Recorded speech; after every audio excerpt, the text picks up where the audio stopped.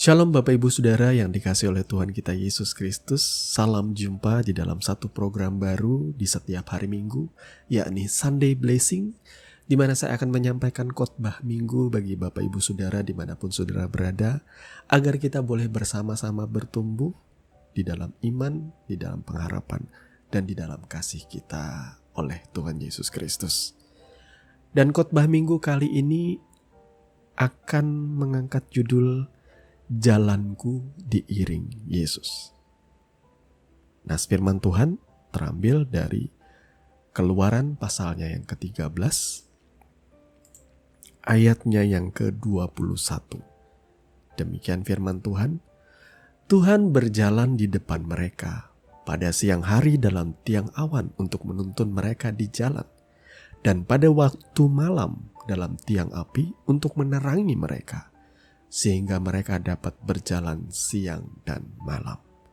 Mari kita tundukkan kepala dan beberapa tahun yang lalu, tepatnya di sekitar tahun 2000-an awal ya, saya sangat menyukai yang namanya membaca buku-buku rohani. Dan ada beberapa judul buku rohani saya itu yang berjudul Pahlawan Iman. Ada beberapa seri seingat saya. Dan di dalamnya itu membahas mengenai tokoh-tokoh di sepanjang sejarah kekristenan. Mereka yang katanya memberikan satu terobosan, menjadi seorang pionir. Mereka juga yang membawa api pertobatan. Nah, bagi saya, buku itu tentu akan memberikan kita satu dorongan, semangat untuk mengiring Tuhan, dan kita mau rindu berkarya bagi Tuhan. Tapi di satu sisi tentu itu akan juga menjadi beban, karena untuk menjadi seperti mereka tentu tidaklah mudah juga. Sehingga akhirnya ketika dalam perjalanan saya mengiring Tuhan, mengikuti Tuhan, saya menyadari satu hal, bahwa pahlawan-pahlawan iman yang biografinya saya baca ini, mereka memang menginspirasi. Tetapi Tuhan juga tidak ingin saudara menjadi sama seperti mereka. Karena saudara dan saya adalah bagian yang terbaik yang sudah Tuhan ciptakan. Saudara harus berjalan di dalam tujuan yang sudah Tuhan tetapkan bagi saudara masing-masing. Dan kali ini ada satu pribadi yang saya anggap sebagai pahlawan iman. Ya. Dia memberikan contoh yang luar biasa. Ya. Membuat saya bisa memandang anugerah kebaikan Tuhan itu jadi lebih mendalam, seperti itulah. Tapi ingat sekali lagi saudara ya, Tuhan tidak pernah menghendaki saudara untuk menjadi sama seperti pahlawan iman yang saudara kagumi. Tetapi saudara bisa mencontoh nilai-nilai positif, nilai-nilai mulia yang baik yang ada di dalam diri mereka. Karena saya percaya, saya dan saudara ini juga adalah pahlawan iman di dalam pandangan mata Tuhan. Yang namanya pahlawan itu ya, biasanya kalau film-film aksi, film-film superhero yang ada di bioskop, biasanya yang namanya pahlawan itu memulai segala sesuatu dari segala hal yang payah. Dia biasanya akan kalah. Dia biasanya akan terhina. Tapi kemudian ketika ia mulai tekun, praktis dan berlatih, dan akhirnya menjalani proses-proses kehidupan, ia akhirnya mencapai pada titik ia disebut sebagai pemenang, pahlawan, happy ending ya di dalam film itu. Jadi kita tahu saudaraku, saya dan saudara adalah pahlawan iman. Hanya saja kita masih belum sampai pada endingnya. Kita sedang menjalani proses di mana Tuhan sedang membentuk pribadi-pribadi kita menjadi serupa dan segambar dengan Dia. Dengan kata lain, kita mengikuti Yesus supaya pada finalnya, pada akhirnya kita serupa dengan Dia. Pahlawan iman kali ini yang membuat saya cukup kagum ialah ada seorang wanita ya. Apakah saudara pernah mendengar nama Fanny J. Crosby ya? Fanny J. Crosby siapa sih? Kalau saudara mendengar saya menyebut Leonardo da Vinci, saudara tentu tahu bahwa orang ini orang yang luar biasa. Dia mampu memetakan pemikiran-pemikiran yang jauh melampaui zamannya. Lalu bagaimana dengan sosok Frances Jane Crosby atau yang biasa disebut Fanny J. Crosby? Tahukah saudara, Fanny J. Crosby ini menciptakan lagu-lagu yang tentu saudara tidak asing ya. Contohnya, mampirlah dengar doaku, Yesus penebus. Saudara tentu tahu lagu itu diciptakan oleh Fanny J. Crosby.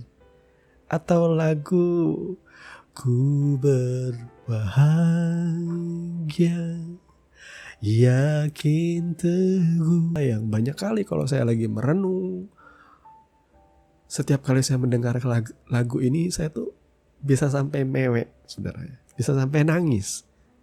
Ya, saya nangis mendengar lagu ini. Karena itu digambarkan dengan diiring. Itu kalau dalam versi Kidung Jemaat. Dan ini sampai saya jadikan opening bagi program Sunday Blessing ya. Saudara, ketika mendengar opening dari Sunday Blessing ini, jinglenya itu adalah lagu dari All the Way My Savior Leads Me. Saudara tentu tidak asing dengan lagu itu ya. Karena lagu ini juga diciptakan oleh Fanny J. Crosby. Nah, saudaraku, Fanny J. Crosby ini, dia tidak hanya menciptakan beberapa lagu itu saja, tetapi di sepanjang hidupnya, 95 tahun dia diizinkan hidup di dunia ini, dia menciptakan setidaknya ada 9.000 sajak, himne, puisi, dan lagu. Ia bahkan tidak perlu merenung atau mencari tempat sepi seperti kebanyakan penulis-penulis lagu saat ini ya. Dia hanya dalam sekejap bisa mendapatkan inspirasi. Saking produktifnya, Fanny J. Crosby itu telah menulis aneka sajak dan himne menggunakan setidaknya ada 200 nama pena. Ia mampu menghafal ayat panjang kitab suci. Bahkan ketika ia belum genap berusia 10 tahun, ia pandai menyanyi, bermain gitar, piano, harpa. Pada usia 23 tahun, Fanny menjadi wanita pertama yang tampil di hadapan Parlemen Amerika Serikat, kemudian menjadi sahabat banyak presiden. Luar biasa, saudara ya.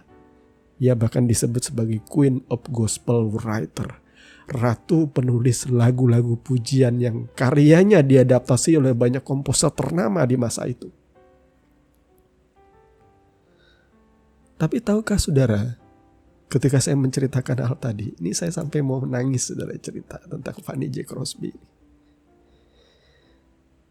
Dia juga memiliki satu fakta yang justru membuat kita tercengang, saudaraku. Ada satu fakta yang tidak boleh dilewatkan dari seorang Fanny J. Crosby, bahwa ia adalah seorang yang buta. Ia kehilangan penglihatan secara permanen sejak ia bayi berusia 6 minggu. Apa yang terjadi? Pada waktu itu Fanny menderita infeksi mata ya.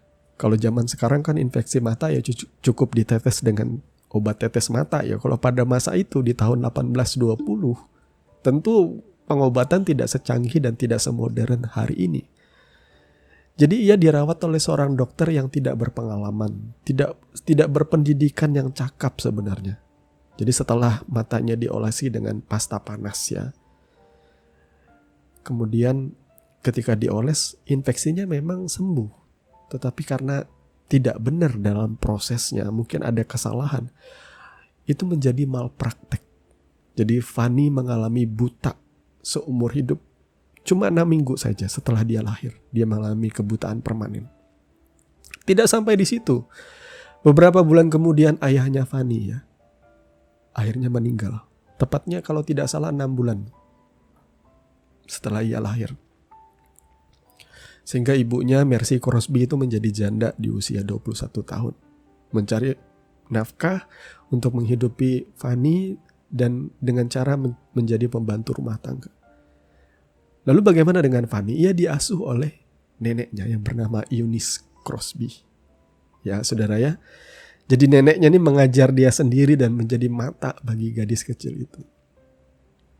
Ya. Yonis ini menjelaskan dengan semangat tentang dunia. Dia memberikan pengajaran cermat. Neneknya menolong untuk membangun kemampuan deskriptifnya Fanny, memelihara rohani Fanny. Ia membaca dengan cermat dan menjelaskan tentang Alkitab kepada Fanny dan mengajarkan betapa pentingnya berdoa. Ketika Fanny tertekan karena tidak dapat belajar seperti anak-anak yang lain, neneknya mengajar. Tapi ia beruntung ya punya nenek yang seorang Kristen yang taat, yang mengajarkan berdoa dan menyerahkan segala keluh kesahnya kepada Tuhan. Dan pada usia 15 tahun, Fanny mendaftar di New York Institute for the Blind, ya, tempat di mana ia kelak mengajar dan bahkan menemukan pasangan hidupnya. Jadi saudaraku, orang yang buta seperti Fanny, ia diajar dengan setia oleh neneknya. Kita bisa menarik kesimpulannya betapa pentingnya didikan firman Tuhan diberikan sejak kecil kepada anak. Dan dalam kebutaannya, ia menjadi orang begitu luar biasa berkarya. Saudara, saya yang orang normal secara fisik, ya, tidak ada cacat, saya pernah menciptakan lagu rohani, ya. Saya pernah menciptakan lirik dan itu pun lewat pergumulan yang panjang. Lalu kemudian akhirnya saya tuh pernah menciptakan sekitar 3 atau 4 lagu rohani, ya, di masa-masa ketika saya masih terjun dalam penginjilan. Tapi setelah itu saya merasa bahwa sudahlah. Saya merasa jenuh, saya merasa bosan, dan saya merasa tidak tertarik lagi. Beda halnya dengan Fanny J. Crosby. Ia tetap setia. Bahkan sampai 9.000 karyanya luar biasa, saudaraku, ya. Ada begitu banyak himne dan lagu-lagu dan sajak yang ia buat. Malu dong, ya, kalau kita sebagai orang yang normal tetapi tidak bisa memberikan yang terbaik seperti Fanny J. Crosby. Itu sebuah lecutan bagi setiap kita. Ya, apa yang saya sampaikan tentang Fanny J. Crosby memang hidupnya tuh patut dikasihani, tetapi ia tidak perlu kasihan dari saudara. Ia hanya ingin mendedikasikan hidupnya kepada Tuhan dan memberi apa yang terbaik yang bisa ia kerjakan bagi Tuhan. Itu juga yang harusnya kita lakukan, saudaraku, ya. Ketimbang kita terlalu banyak kepentok atau terkunci gara-gara masalah kehidupan ini yang sebenarnya bisa kita selesaikan. Lebih baik kita fokus memaksimalkan memberi yang terbaik kepada Tuhan, daripada kita terlalu memikirkan hal-hal yang tidak berguna, sehingga saudara sulit berkarya bagi Tuhan. Lupakan masa lalumu, lupakan hal yang mengganjal jalan langkahmu mengikuti Tuhan. Tinggalkan itu semua, tinggalkan pergaulanmu yang buruk. Fokuskan dirimu untuk menyenangkan Tuhan dan berkaryalah yang terbaik. Jadi Bapak Ibu Saudara yang dikasihi oleh Tuhan kita Yesus Kristus, ada satu hal yang pada puncaknya yang membuat saya begitu terpesona dengan Fanny J. Crosby, ya. Yakni kata-kata yang dia ucapkan. Sebuah kata-kata yang menjadi kesimpulan dari hidupnya. Seandainya besok saya ditawari untuk bisa melihat dunia ini dengan sempurna, saya tidak akan menerimanya.